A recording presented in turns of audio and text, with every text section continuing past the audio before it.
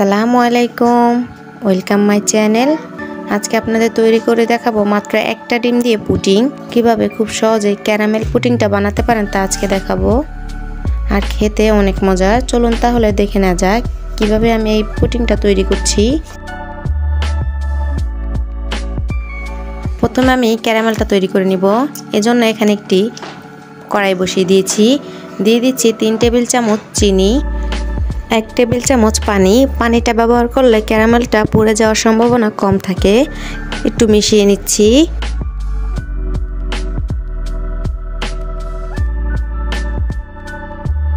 আমার আস্তে আস্তে ক্যারামেলটা হয়ে গেছে। এখন ক্যারামেলটা উঠিয়ে নিব। আমি এর চাইতে গাঢ় রং করব না, তাহলে ক্যারামেলটা খেতে তিতা লাগবে। এখন এখানে একটি 6 ইঞ্চি সাইজের পুডিং মোল্ড নিয়েছি। ক্যারামেলটা ঢেলে সঙ্গে সঙ্গে চারদিক ছড়িয়ে দিচ্ছি, না হয় জমাট বেঁধে যাবে।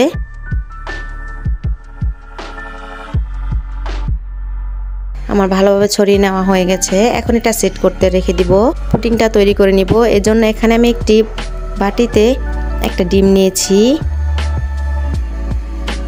দিয়ে দিচ্ছি 2 টেবিল চামচ পরিমাণ চিনি। আপনারা আপনাদের টেস্ট অনুযায়ী দিবেন।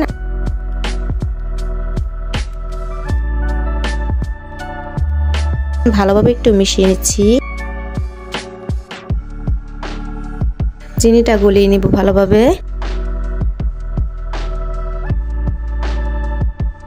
আমার চিনিটা ভালোভাবে গলিয়ে নেওয়া হয়ে গেছে। দিয়ে দিচ্ছি 2-3 ফোঁটা অথেন্টিক ভ্যানিলা এসেন্স। আপনারা যদি নর্মাল এসেন্সটা ব্যবহার করেন তাহলে এখানে 1/2 চামচ এসেন্স দিবেন। দিয়ে দিচ্ছি মেজারমেন্ট কাপের 1 কাপ দুধ। আমি 2 কাপ দুধকে জাল দিয়ে ঘন করে 1 কাপ করে নিয়েছি। ভালোভাবে একটু মিশিয়ে নিচ্ছি। মিশিয়ে নেওয়া হয়ে গেছে। আমি দিয়ে দিচ্ছি 2 টেবিল চামচ পরিমাণ গুঁড়া দুধ। এটা দিলে টেস্টটা আরও ভালো আসবে, এজন্য দিচ্ছি। আপনারা চাইলে বাদ দিতে পারেন। ভালোভাবে একটু মিশিয়ে নিচ্ছি। আমার মিশিয়ে নেওয়া হয়ে গেছে। ক্যারামেলটা সেট হয়ে গেছে।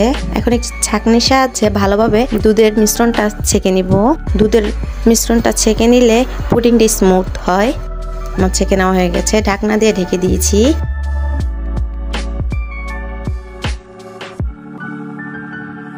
এখন চুলায় একটি পাতিল বসিয়ে দিয়েছি।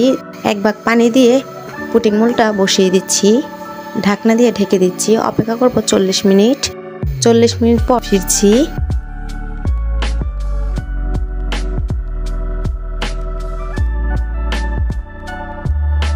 অনেক সাবধানে পুডিং এর মোল্ডটা উঠিয়ে নিচ্ছি।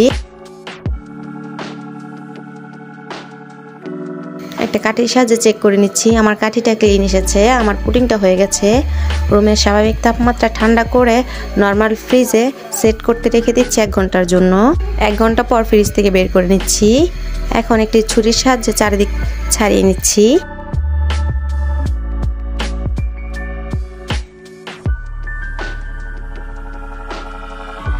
ছাড়িয়ে নেওয়া হয়ে গেছে। এখন প্লেট দিয়ে আলমোল্ড করে নিচ্ছি। আনমোল্ড করছি।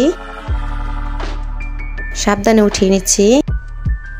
দেখলেন তো আমার পুডিংটা কতটা সুন্দর হয়েছে, আর কালারটাও কতটা সুন্দর এসেছে। আমি আপনাদের একটু কেটে দেখিয়ে দিচ্ছি ভেতরটা কিরকম হয়েছে।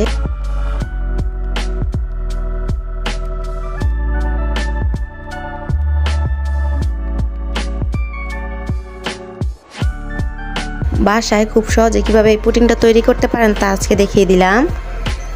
আর খেতে আলহামদুলিল্লাহ অনেক মজার। ভালো লাগলে আমার ভিডিওটি লাইক দিবেন এবং প্লিজ আমার চ্যানেলটি সাবস্ক্রাইব করবেন। আমার ভিডিওটি দেখার জন্য আপনাদের সবাইকে অসংখ্য ধন্যবাদ। সবাই অনেক ভালো থাকবেন। সবাই সবার জন্য দোয়া করবেন। আল্লাহ হাফেজ।